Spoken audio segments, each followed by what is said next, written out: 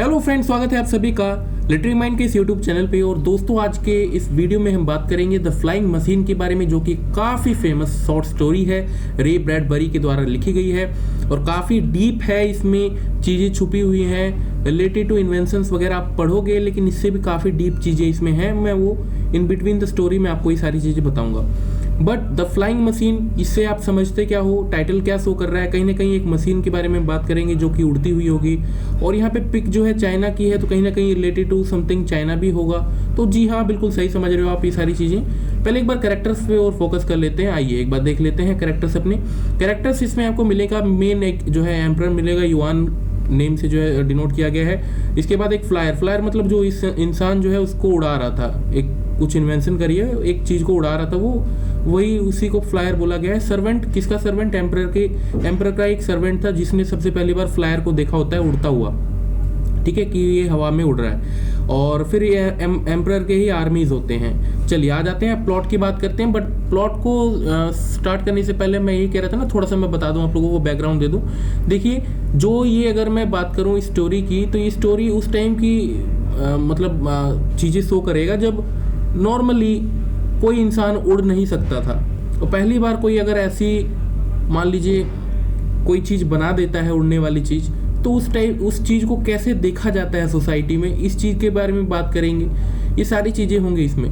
By the way, ये story जो है 1953 में पब्लिश हुई थी, ठीक है। और 1953 वो दौर था जब आपका न्यूक्लियर वॉर वगैरह सब कुछ हो चुका था। जापान के ऊपर ऑलरेडी 2 बम गिरा दिए गए थे, लिटिल बॉय और फैट मैन नाम से। एक बार चेक कर लेना आप लोग एक बार फिर से, ठीक है।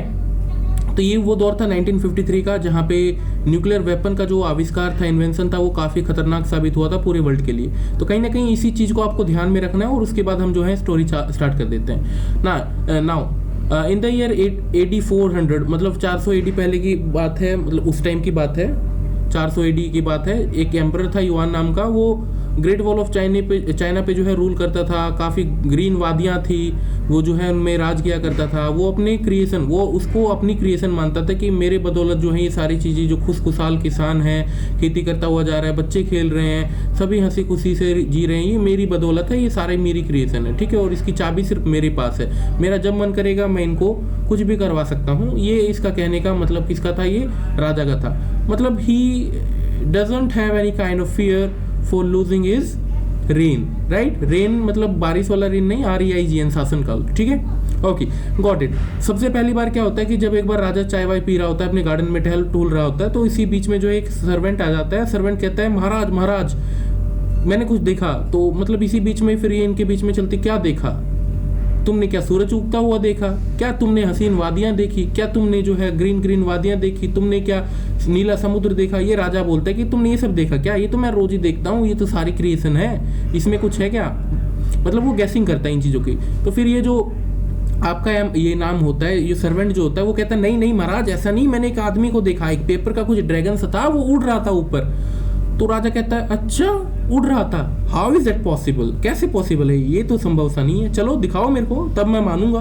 तो ये क्या करता है, राजा को जो है लेके जाता है, और वहाँ पे वो राजा देखता है कि सच में ही एक इंसान जो है वो उड़ रहा है, ड्रैगन जैसी उसने कुछ बना रखी है चीज़, और उस बैम्बूज के सहारे से वो उड़ रहा है। और ये दोनों नीचे से ताक रहे होते हैं। देखो, ये बोलते हैं कि, ये बोलता है पहले कि आई फ्लाई, मैं उड़ रहा हूँ। और ये बोलता है यस यू आर फ्लाइंग। ये कौन बोलता है? सर्वेंट बोलता है राजा को दिखाते हुए कि देखो महाराज, सच में उड़ रहा है वो। Now the emperor feels, yes, how is that possible? Anyways he calls, he tells his servant, वो बोलता है अपने सर्वेंट से कि प्लीज इसे नीचे बुलाओ, कॉल हिम नीचे बुलाओ। और ये खुशी नीचे आ जाता है कि यार अरे वाह, अब तो मेरे को राजा जो है तारीफ करेगा।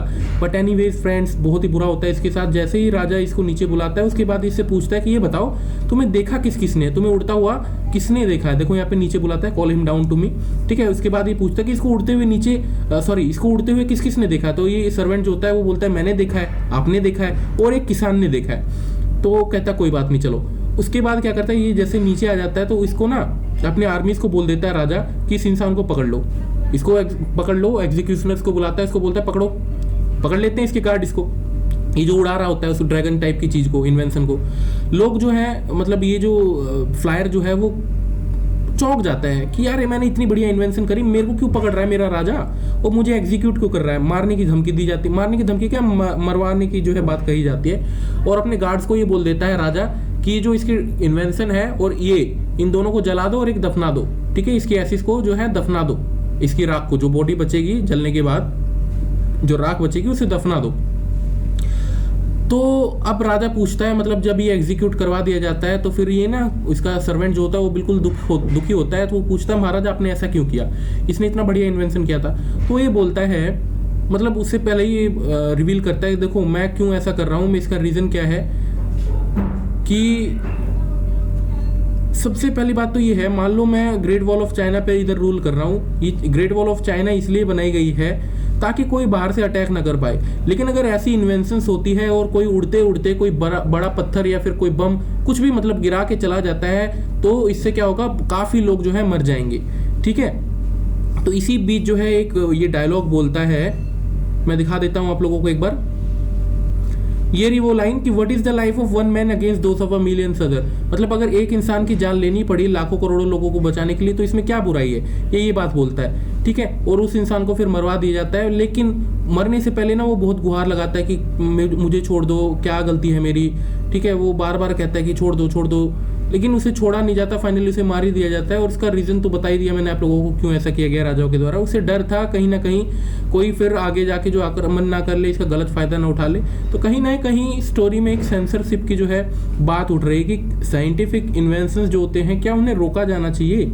अब ये आपके ऊपर है, क्रिटिकल थिंकिंग आप इस पे करो। मेरा ये मानना है, my point of view is that there if someone has the freedom to do something there must be a kind of responsibility for that, ठीक है। माना उस इंसान ने जिसने करा था उसको सराहना मिलनी चाहिए थी, राजा को उसे मरवाना नहीं चाहिए था, क्योंकि हो सकता है ये चीज़ आगे जाके बेनिफिशियल होती, बट राजा इसे मरवा देता है। और एक चीज़ और, हाँ, अब इससे पूछा था, याद कीजिए कि इसने राजा ने पूछा था कि इसको उड़ता हुआ किसने देखा, तो इसने बोला था कि जो उड़ा रहा था उसने बोला था कि मेरी वाइफ तक ने मेरे को नहीं देखा उड़ाते हुए, और एक सर्वेंट ने देखा था, एक राजा ने खुद देखा था और एक किसान ने देखा था।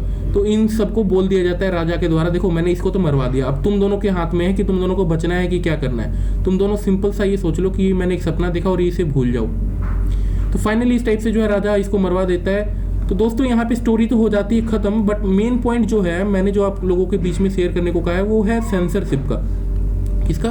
सेंसरशिप। क्या चीज़ों को सेंसर करना सही है, राइट, हाँ या ना? ये आप अपने कमेंट सेक्शन में जो है चीज़ें प्रेजेंट करो। मैंने अपना पॉइंट ऑफ व्यू रखा, आप अपना पॉइंट ऑफ व्यू रखिए नीचे, ठीक है। So will meet you in the next short story. बहुत ही मज़ेदार शॉर्ट स्टोरी थी, और ये कहीं ना कहीं आपके न्यूक्लियर हथियार वगैरह जो है ना, न्यूक्लियर बॉम्ब वगैरह, इससे भी आप लिंक कर सकते हो स्टोरी को, ठीक है। So I will meet you in the next upcoming session and in a very short video, summary video, I will be presenting it to you guys. But now I take my leave. We'll meet you in the next video. Have a nice day. Thank you.